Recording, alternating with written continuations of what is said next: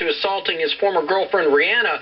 Well, the restraining order keeping him away from Rihanna, allowing him to be anywhere near her, was recently relaxed. So naturally, when Brown appeared this morning on Good Morning America, Robin Roberts wanted to ask him about that. Chris clearly had no interest in even creatively answering her questions. Watch how this went down. What's going on now is that recently the restraining order against you that Rihanna had issued has been relaxed. Have you all? You can go to events and be in the same room. Have you all seen each other? Been around each other? I mean, not really. It's not really a big deal to me now as far as that situation. I think I'm past that in my life, and I think today is the album day, so that's what I'm focused on. So everybody go get that album. Have you been able to? How have you been able to? I've been focusing on his album, you know. I think this album is what, you know, I want people to hear and want people to really get into. So definitely this album is what I want them to talk about, and not the stuff that happened 2 years ago. Okay, he wanted to focus on the album. Well, after the interview, Brown performed as scheduled, but he stormed off stage when he was done performing. ABC reports that the show's hair and makeup staff called security because they heard loud noises coming from Brown's dressing room.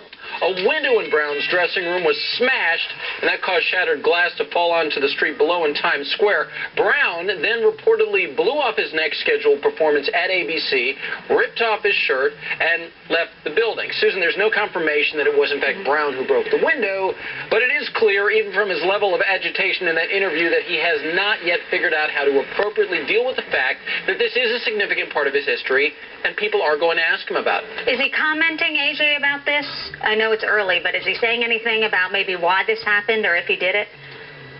Well, as of now, there are no official statements coming from his camp, no official confirmation saying it was he who broke that window when all of this went down, but we've been monitoring Brown's Twitter account. Shortly after the incident, he did tweet his clear disgust with the fact that his past continues to follow him. Here's what he tweeted: "I'm so over people bringing this past blank up, yet we praise Charlie Sheen and other celebs for their blank." Well, that post was taken down a bit later, but he did attempt some positivity, tweeting a bit later on, "All my fans, this album is for you and only you. I'm so tired of everyone else. Honestly, I love Team Breezy."